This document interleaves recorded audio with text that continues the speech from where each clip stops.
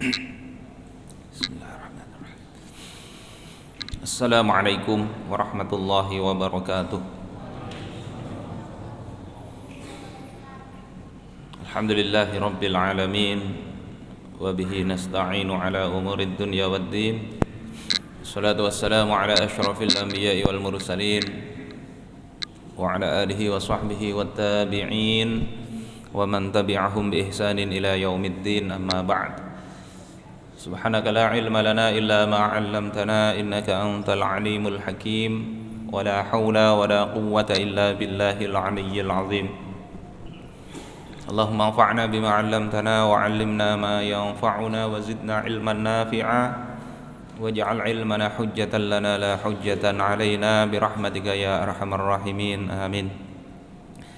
Bapak, ibu-ibu sekalian jamaah Masjid Hajjah Nuriyah rahimakumullah, alhamdulillah kita dipertemukan Allah Subhanahu wa taala di masjid yang megah ini di bulan Rajab. Insyaallah sebentar lagi kita memasuki Sya'ban lalu Ramadan. Mudah-mudahan Allah panjangkan usia kita hingga kita mampu berjumpa dengan itu dalam kondisi mudah-mudahan normal, sebagaimana normalnya awal tahun baru. Tidak lagi ada Omikron. Bapak, ibu-ibu sekalian rahimakumullah, mohon maaf ini melepas maskernya. Biasanya ini kalau enggak dilepas kacamata pulang yang berembun. Mudah-mudahan enggak nulari, sehat insyaallah. Terkait bulan Rajab yang sering dibahas di masyarakat kita adalah adanya peristiwa Isra dan Mi'raj baginda Rasulullah sallallahu alaihi wasallam. Banyak hal diulas di situ. Dalam kesempatan kali ini saya ingin mengulas dari sisi validitas data. Bagaimana kita itu hendaknya di dalam beragama ini bisa mencari bukti. Tidak hanya ikut-ikutan. Kita bisa lihat bahwasanya bahkan Abu Bakar As-Siddiq radhiyallahu an itu beliau tidak begitu saja beriman kepada Isra dan Mi'raj itu. Tidak begitu saja. Jadi ketika Rasulullah sallallahu alaihi wasallam pagi hari beliau cerita kepada masyarakat, tadi malam aku diperjalankan Allah dari Masjidil Haram ke Masjidil Aqsa. Dalam riwayat itu melalui Yathrib. Jadi tidak langsung ke Palestina, tapi dari Mekah ke Madinah. Berapa kilometer itu? Ya, sekitar mungkin 400-an ya. Jauh. Ke Madinah, terus ke Tursina, Mesir. Setelah itu baru ke Bethlehem, ya, ke Masjidil Aqsa, Palestina. Itu Isra-nya. Kalau ambil jalur pintas saja itu sekitar 1200 km dari Mekah ke Palestina. Setelah itu ke Sidratul Muntaha, naik ke langit, Mi'raj.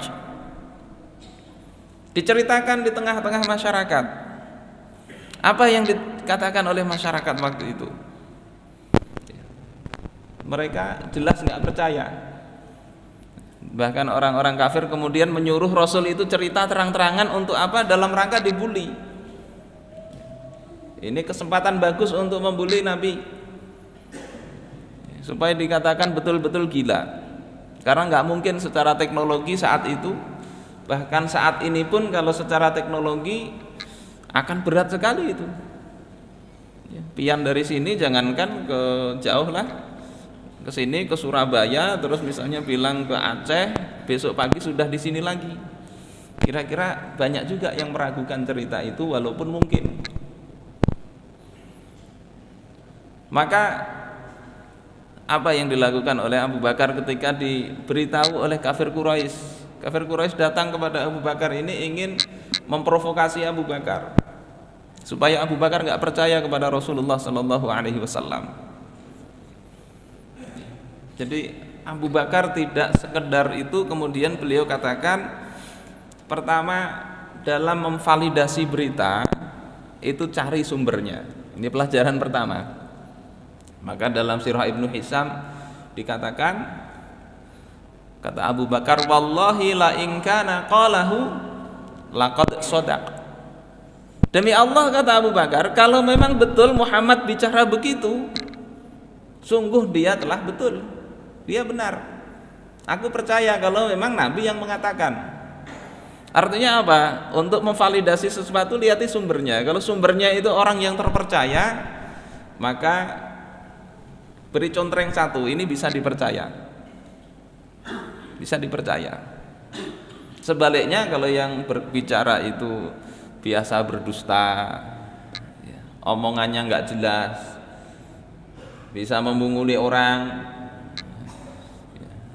mengambil investasi dari orang, hilang, nggak bisa dipercaya begitu, maka itu tanda ya, belum tentu memang salah, tapi itu tanda sudah berita itu nggak layak dipercaya. Kalau di dalam ilmu hadis itu perhatikan perawi hadisnya. Perawi hadisnya. Ini banyak di dalam bulan Rajab ini hadis-hadis yang dhaif, yang maudhu', yang dibikin-bikin oleh seorang perawi namanya Abul Barokat.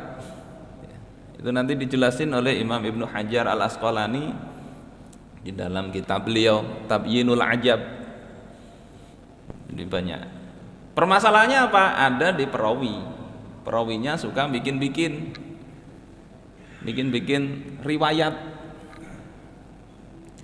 Ini pelajaran pertama, lihat siapa yang berbicara. Jadi kalau cerita lihat sumbernya kemana. Tidak sekedar yang berbicara ini sudah gelarnya bagus, tidak cukup itu. Langkah kedua itu diverifikasi lagi datanya. Maka Abu Bakar ketika setelah mengatakan kepada orang kafir Quraisy itu, kalau memang betul Muhammad berbicara begitu, maka sungguh berita itu betul. Beliau tidak sekedar itu, beliau datang kepada Rasulullah sallallahu alaihi wasallam. Kemudian beliau katakan kepada Rasulullah, ya Nabi Allah, ahaddasta haula'il qaum. Wahai Nabi Allah, betulkah engkau itu telah berkata kepada kaum tersebut, annaka ji'ta baital maqdis hadhil lailah, bahwasanya engkau telah datang ke Baitul Maqdis pada malam ini, malam tadi. Ini kenapa? Karena bisa jadi orang itu menyandarkan berita itu tidak betul. Jar Muhammad begini jar, padahal Nabi Muhammad kada suah berbicara begitu. Ada kita waktu perjalanan dari Batu Licin, naik itu travel. Sopir travelnya itu cerita sedang ada problem dengan istrinya.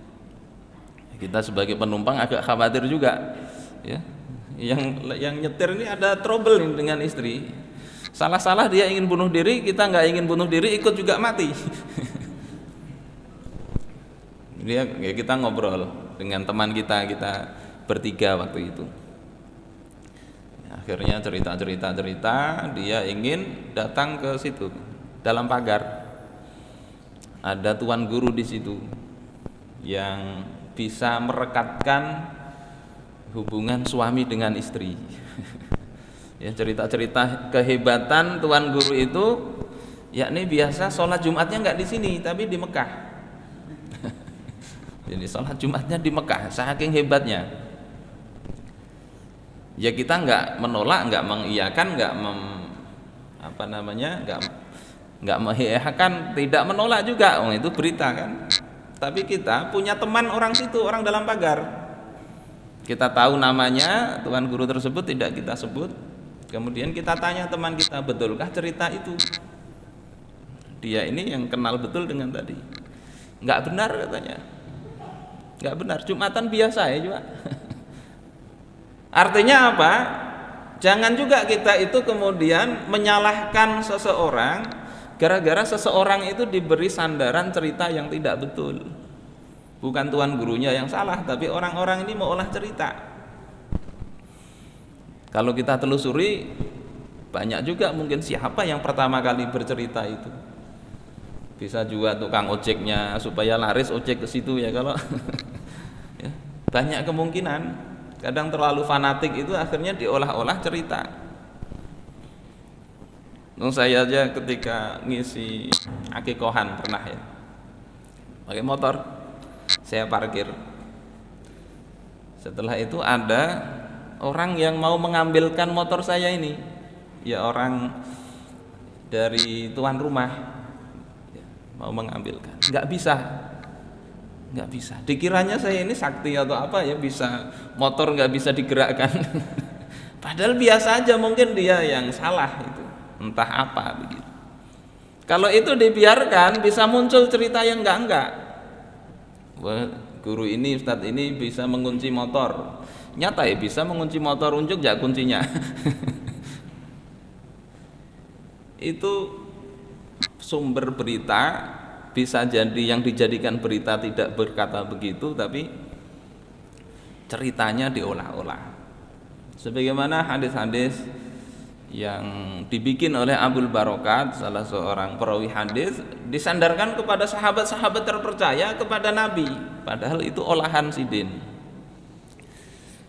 Jadi kalau tadi pertama lihat siapa yang berbicara, yang kedua cek betulkah orang tersebut berbicara begitu. Jadi Abu Bakar nggak kemudian percaya mendengar rumor di masyarakat, tapi beliau datangi Rasul, tanya kepada Rasul, betulkah engkau yang berbicara begitu tadi malam engkau pergi ke Baitul Maqdis wahai Rasulullah? Setelah Rasulullah mengatakan betul, artinya memang perkataan tadi betul.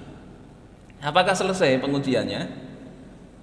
Tidak sesederhana itu. Abu Bakar kemudian mengatakan, ya Nabi Allah, fasif huli, wahai Nabi Allah, ceritakan itu bagaimana kondisi Baitul Maqdis itu yang engkau datang ke sana. Fa inni qad ji'tuhu, sesungguhnya aku dulu pernah datang ke sana. Ini penting juga. Jadi jangan kemudian serta-merta kita percaya orangnya meheehakan langsung kita telan, belum tentu juga. Ini pelajaran dari Abu Bakar As-Siddiq. Bukan beliau itu beriman ditelan mentah-mentah, tidak. Beliau verifikasi itu. Untuk urusan yang memang agak aneh secara nalar perlu diverifikasi. Maka beliau minta bagaimana kondisi Baitul Maqdis itu. Kalau dijelasin, oh misalnya masjidnya catnya putih, ada lampu hias di tengah, itu bukan Baitul Maqdis, itu Masjid Hajjah Nuriyah. Berarti ceritanya tadi memang betul perjalanan, tapi bukan ke Baitul Maqdis, tapi ke Kalimantan Selatan. Kalau ceritanya begitu, itu perlunya verifikasi, karena bisa jadi orang nggak berdusta, tetapi keliru yang disampaikan. Ada ustadz misalnya cerita, tadi malam aku bermimpi didatangi Nabi Muhammad. Ngomong begitu jangan dilaporkan. Ini kan ada orang Indonesia ya, ada ustadz begitu dilaporkan. Diturun nyebar hoax. Padahal bagaimana menunjukkan mimpi itu betul atau tidak? Ya. Caranya sebetulnya ya tinggal diklarifikasi, betulkah dia mimpi bertemu Rasul? Paling tidak itu klarifikasinya adalah dengan, coba bang, yang engkau temui itu orangnya seperti apa? Jadi diverifikasi sifat-sifat orangnya itu. Kita kan ada belajar Syama'il al-Muhammadiyah ya, sifat-sifat Nabi itu kita tahu, bagaimana bentuk wajahnya, kulitnya, tingginya bagaimana, dan seterusnya. Coba ditanya sifat-sifatnya itu. Misalnya dia cerita, yang jelas dia mengaku Muhammad namanya. Ketika aku tanya siapa namamu? Muhammad. Terus gimana wajahnya? Kulitnya warnanya apa? Warnanya hitam misalnya. Terus apa yang waktu itu dilakukan? Bawa gerobak misalnya. Terus apa pesannya? Suruh beli pentol. Oh itu Muhammad betul, tapi Muhammad tukang jual pentol. Kalau ciri-cirinya begitu, ini perlunya verifikasi. Jadi pertama sebutkan cek sumbernya. Yang kedua itu cek betulkah memang di sumber itu ada. Karena sekarang kadang banyak orang asal catut aja. Cantumkan ini ada di kitab-kitab ini ya. Cek betul ada nggak? Itu untuk yang aneh-aneh ya. Kalau yang biasa menghabiskan waktu kita ngecek itu. Yang kedua itu untuk orang yang biasa berbicara di depan publik, apalagi punya gelar, itu amanah yang besar, jangan sembarangan berbicara, cek dulu datanya. Karena apa?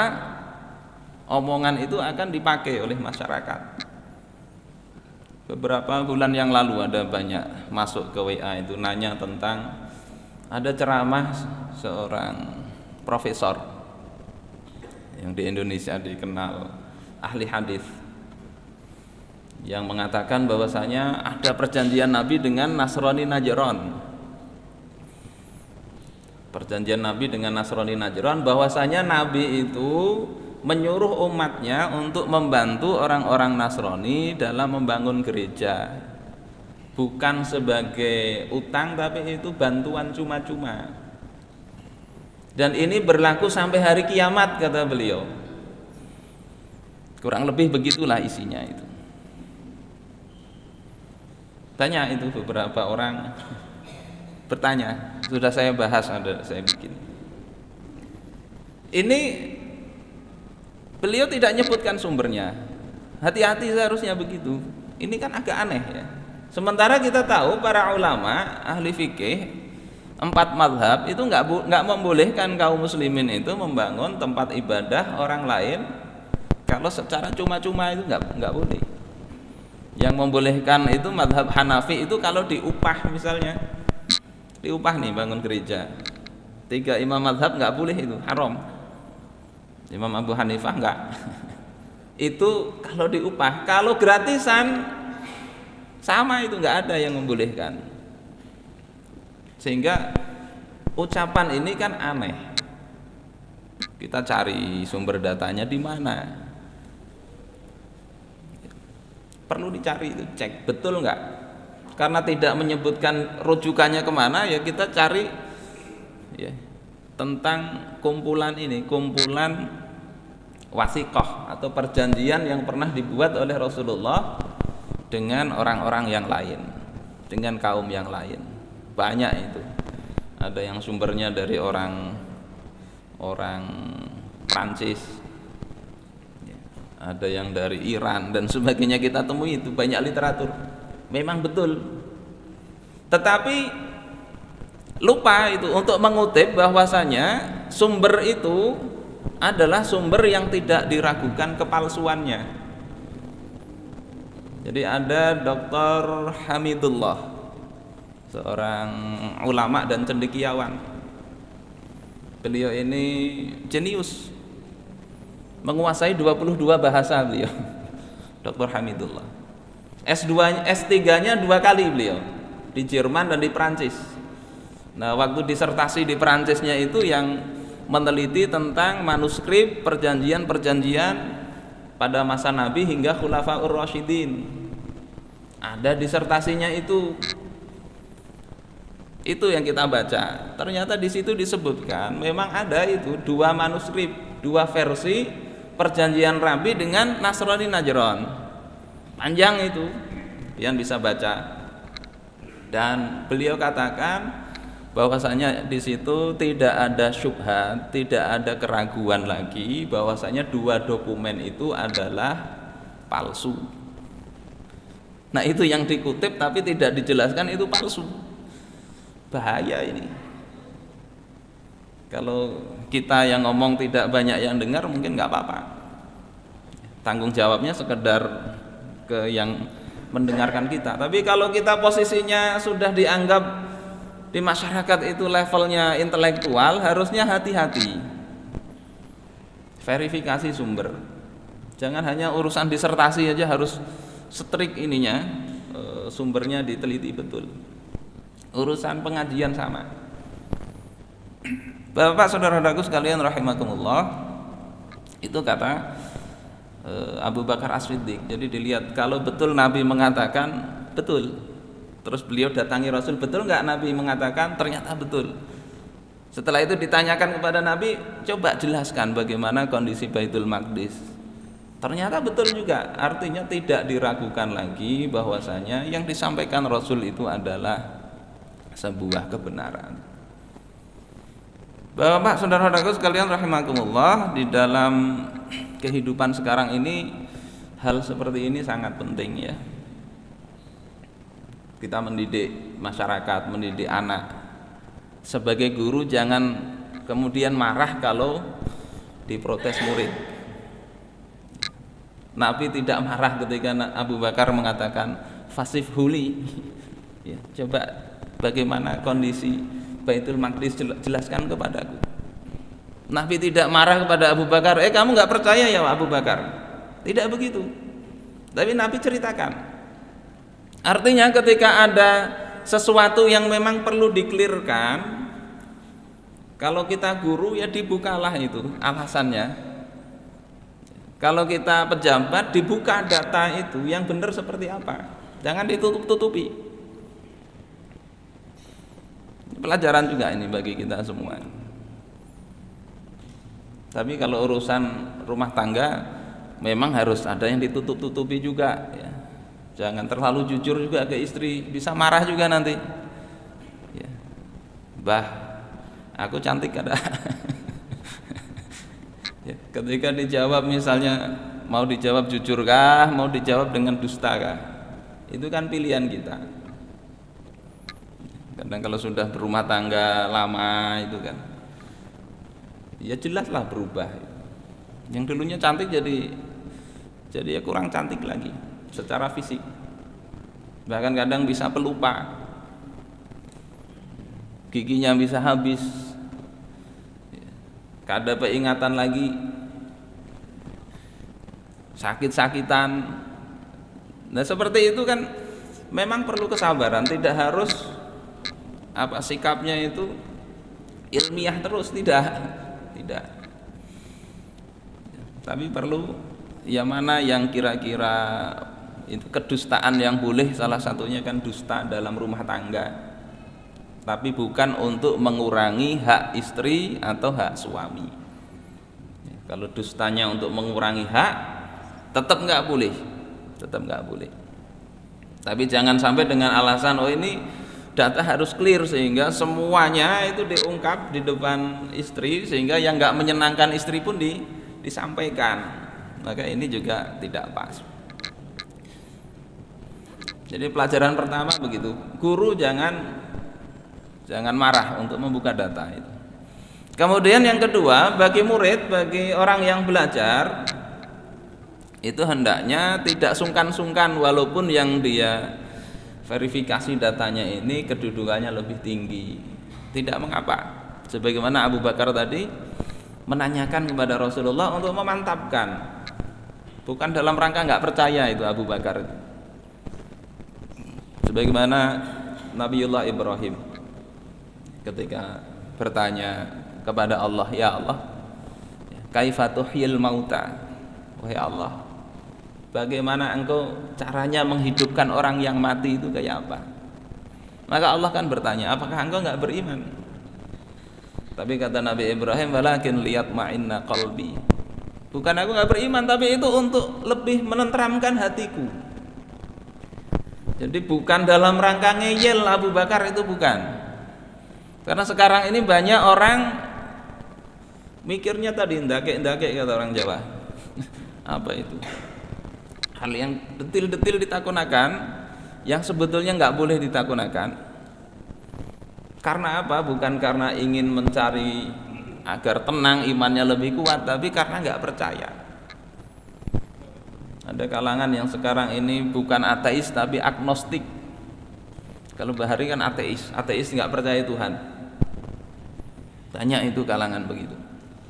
Di 12 negara di Eropa itu lebih dari 70% generasi mudanya itu sudah nggak percaya Tuhan. Yang paling banyak di Republik Ceko, 92% dari yang diteliti sampel nggak percaya lagi adanya Tuhan. Indonesia kurang lebih begitu juga lah, mulai muncul generasi begitu. Yang menolak Tuhan sudah ada, yang agnostik itu mengakui Tuhan tapi tidak mengakui agama. Itu ada, lihat ya, jadi tokoh-tokoh publik yang biasa bicara itu ada yang model begitu. Tuhan percaya tapi agama dia nggak percaya, sehingga dia nggak beragama, tapi ngakunya percaya Tuhan. Ya, ada yang masuk Kristen ya, dari Islam masuk Kristen, tapi ketika ditanya, saya tidak meninggalkan Islam, tapi saya cuma masuk Kristen, bener ya? Coba bisa ada aneh begitu. Kenapa? Kalau agamanya saya banyak, sementara kan tidak tahu agama ini yang mana yang benar. Kalau saya banyak agamanya, kan peluang masuk surganya lebih banyak. Ya Allah, lucu betul. Sekilas masuk akal ya.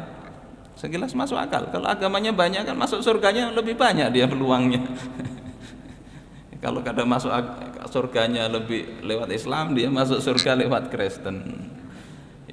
Ya Allah.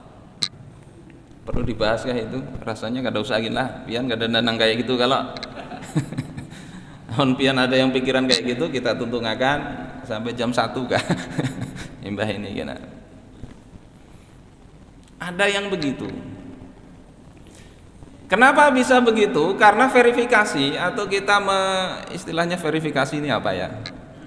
Meneliti validitas atau keakuratan sebuah perkataan atau data itu kan harus dilihat. Yang diverifikasi ini kelihatan nggak datanya itu.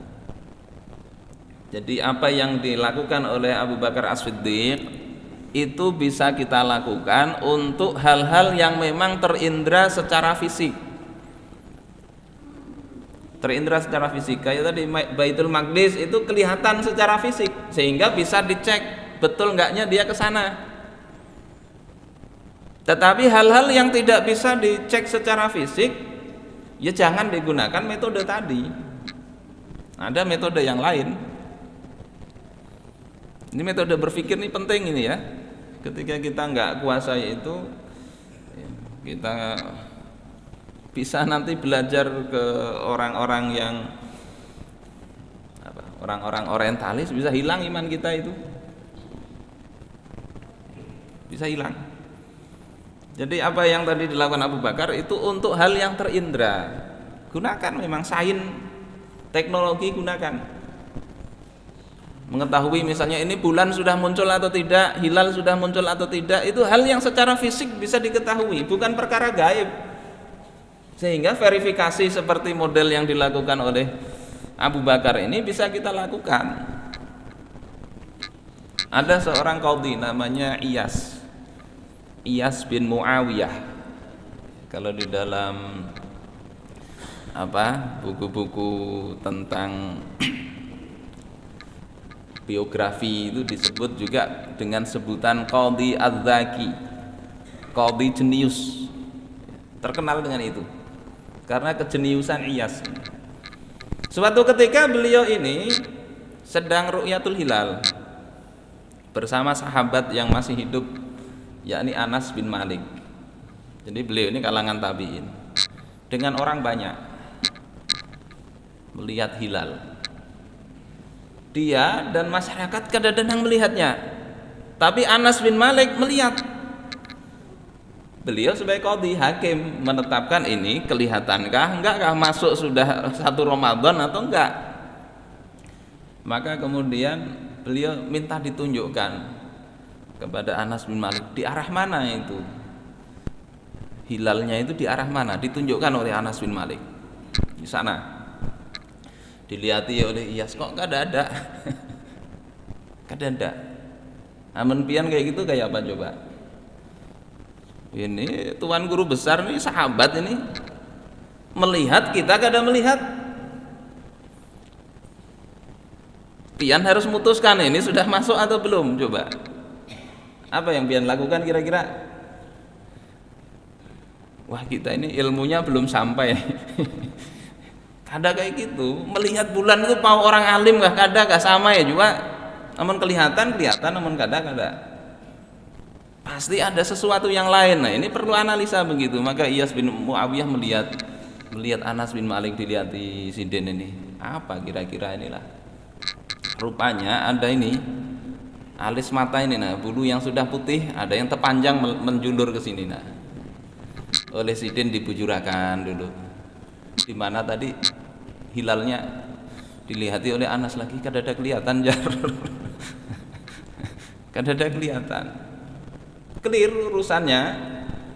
Rupanya yang dilihat oleh Anas bin Malik itu adalah ini bulu alis ini, ada yang menjulur kelihatan seperti hilal. Saudara-saudaraku sekalian rahimakumullah, ini untuk perkara yang bisa diindra.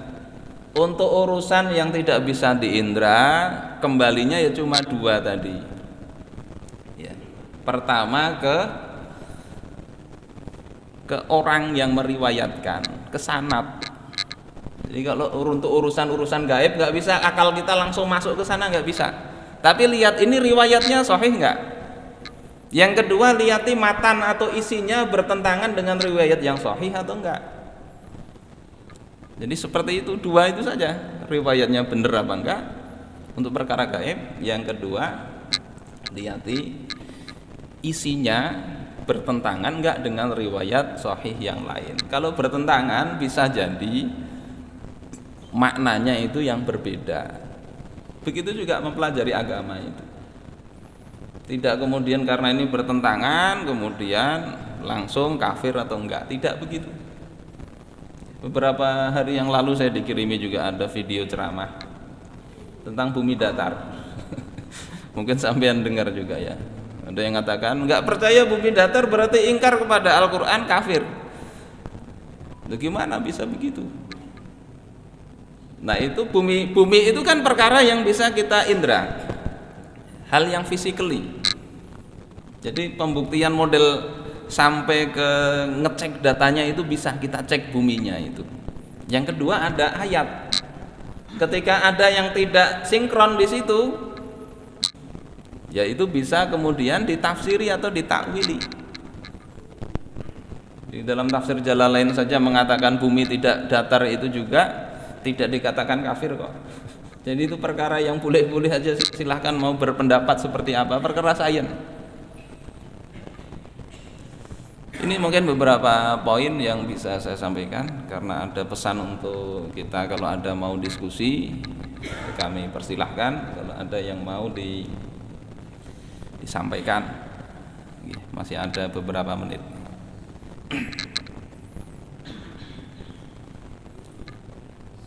11 menit lagi untuk Isya. Silakan Pak Imam. Assalamualaikum warahmatullahi wabarakatuh. Waalaikumsalam warahmatullahi wabarakatuh. Buat kita belajar baru tentang Islam dan juga iman, bagaimana cara mendeteksi kualitas keimanan kita dan juga keislaman kita, sementara kita juga baru belajar. Apakah ada indikator-indikator yang bisa kita rasakan dan bagaimana indikator itu bisa kita lihat, Ustaz? Mungkin itu, terima kasih. Assalamualaikum warahmatullahi wabarakatuh. Waalaikumsalam warahmatullahi wabarakatuh. Jadi tanda-tanda keimanan, kita lihat saja tanda-tanda orang yang munafik. Itu kan nanti bertentangan. Jadi untuk mengetahui sifat beriman bisa kita lihat sifat-sifat orang yang munafik, yang ingkar kepada Allah. Kita pelajari sifat-sifat itu ada enggak dalam diri kita. Kalau itu masih ada, berarti kita masih perlu hilangkan sifat-sifat tadi. Di antara sifat orang yang beriman itu kan tadi, dia itu punya keyakinan. Kalau di dalam Al-Qur'an itu orang yang bertakwa itu alladzina yu'minuna bil ghaib, orang yang beriman kepada hal yang ghaib. Jadi belum sempurna kita beriman itu kalau masih sekedar bersandar, bersandar kepada hal-hal yang fisik saja. adanya Allah, adanya surga, adanya neraka, itu kan perkara yang tidak bisa kita indra sekarang, nggak bisa kita indra. Ada ilmuwan Mesir yang mengingkari itu,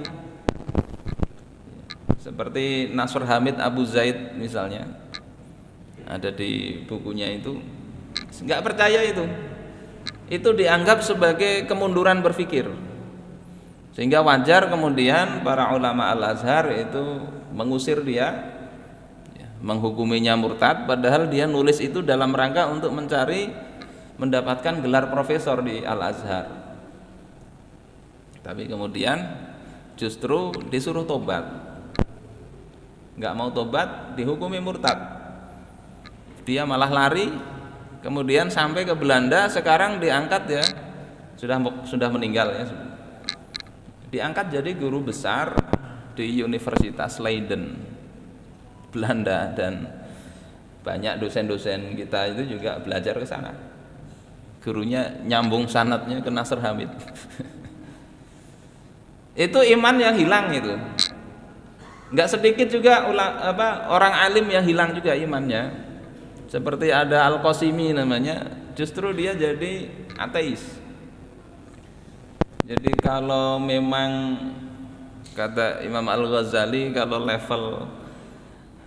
level kita belajar itu masih belum jauh, ya hindari filsafat itu. Bisa berpikir terlalu mendalam, bisa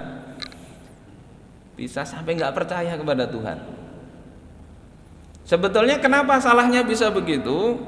Karena tadi tidak membatasi tadi. Ini ada hal fisik yang bisa dibuktikan secara saintifik, bisa dibuktikan secara ilmiah. Ada hal-hal gaib yang nggak bisa dibuktikan secara ilmiah, secara langsung. Tapi ilmiahnya itu ya sekedar sampai ke nyambung riwayatnya ada atau enggak. Kalau ada riwayat yang sahih, yang mutawatir, terima saja. Karena kalau kita pikirkan pakai hukum fisika, mi'rajnya baginda Nabi itu nggak masuk akal juga. Secara fisika, keilmuan fisika saat ini nggak mampu itu, nggak bisa. Gimana sampai ke Sidratul Muntaha, langit ketujuh itu di mana? Ilmu sekarang nggak sanggup itu. Tapi seharusnya justru dengan ketidaksanggupan itulah manusia itu beriman. Ada seorang dokter nulis di Twitternya itu, bahwasanya planet Pluto itu mampu memuat 1.200 planet bumi. Jadi besarnya itu 1.200 kali. Mana ini? Saya lupa. Ya. Dr. Umar Abdul Kafi. Pluto itu 1.200 kali bumi besarnya. Sementara matahari itu bisa 1.000 kali planet Pluto. Kita bicara Pluto itu yang nggak belajar geografi juga agak berat ya. Pokoknya Pluto itu ganal banar, matahari itu sangat ganal lagi. Nah di dalam bumi itu ada makhluk yang namanya manusia yang kecil, tapi menganggap bahwasanya Allah itu syariatnya tidak layak mengatur alam semesta. Sementara akal dia yang kecil itu dianggap lebih layak daripada aturan Allah Ta'ala. Beliau kemudian mengatakan itu, Qutilal insanu ma akfaroh. Celaka manusia itu. Bagaimana dia bisa mengingkari begitu? Hendaknya justru dengan ketidakmampuan kita menjangkau Allah secara langsung itu menunjukkan kelemahan kita. Keteraturan alam semesta itu menunjukkan ada yang ngatur.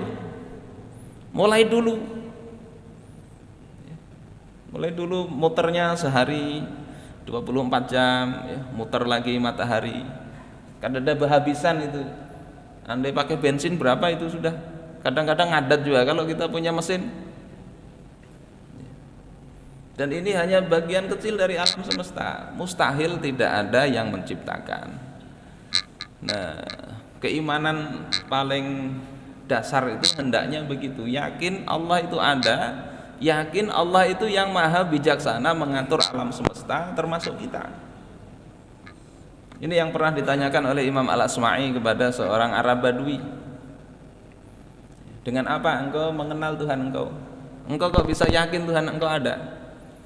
Maka Badui tadi mengatakan adanya kotoran unta itu menunjukkan adanya unta. Adanya bekas telapak kaki orang yang berjalan itu menunjukkan adanya orang yang berjalan. Adanya langit yang penuh bintang gemintang, adanya laut yang banyak bergelombang, adanya bumi yang ada yang gugusan gunung dan lembahnya, apakah itu tidak menjadi bukti bahwasanya ada sang pencipta?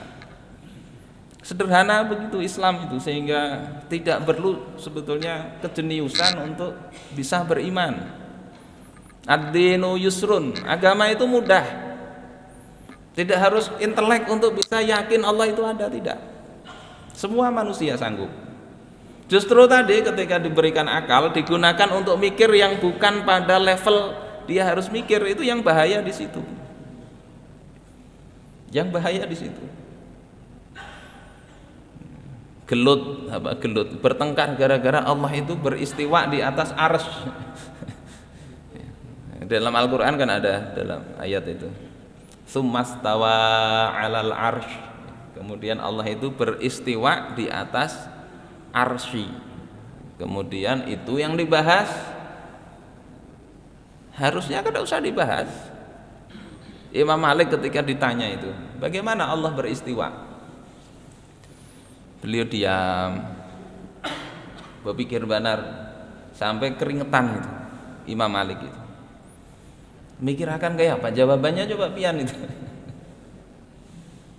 Akhirnya beliau katakan, Allah beristiwa ya, tsumastawa 'alal arsy, itu sesuatu yang wajib kita imani, ada di dalam Al-Qur'an. Tapi bagaimana kaifiatnya, caranya bagaimana, menanyakan itu salah.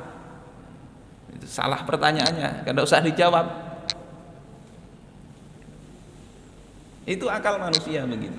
Jadi kenapa nggak tahu? Ya karena nggak ada penjelasan dari Allah Ta'ala. Nggak ada penjelasan itu.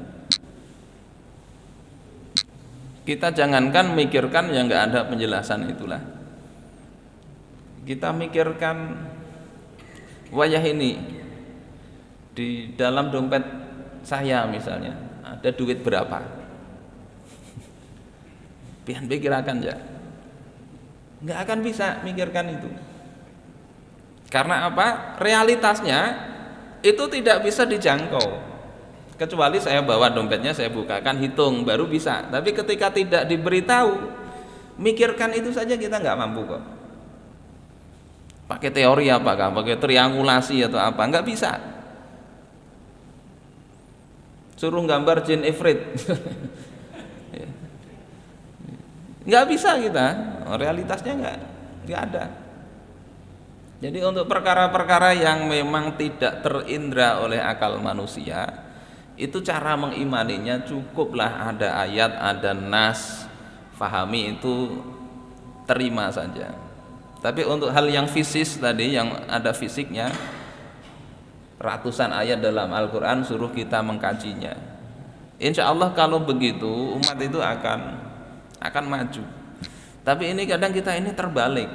Untuk urusan-urusan yang sains, yang itu hal fisik yang harusnya bisa difikirkan, malas mikir.